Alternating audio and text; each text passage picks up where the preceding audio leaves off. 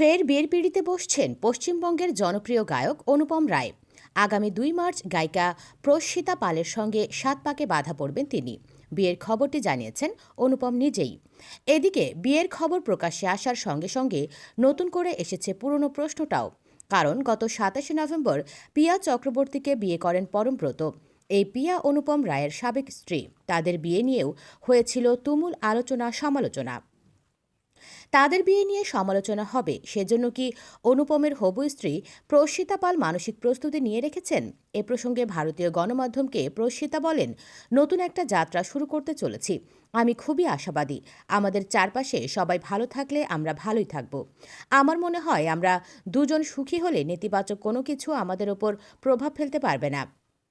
কথায় কথায় প্রস্মিতা অনুপমের সঙ্গে সম্পর্ক নিয়েও কথা বলেন। প্রস্মিতা বলেন, বিগত 1 বছর ধরে আমরা সম্পর্কে রয়েছি।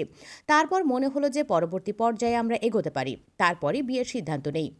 অনুপম এত বড় একজন স্টার, তবে কখনো এই স্টারডম দুজনের সম্পর্ককে প্রভাবিত করেনি বলেই জানালেন প্রস্মিতা।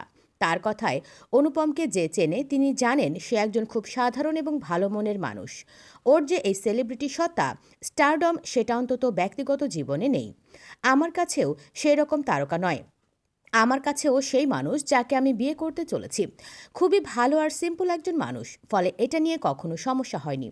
আশা করি পরেও হবে না।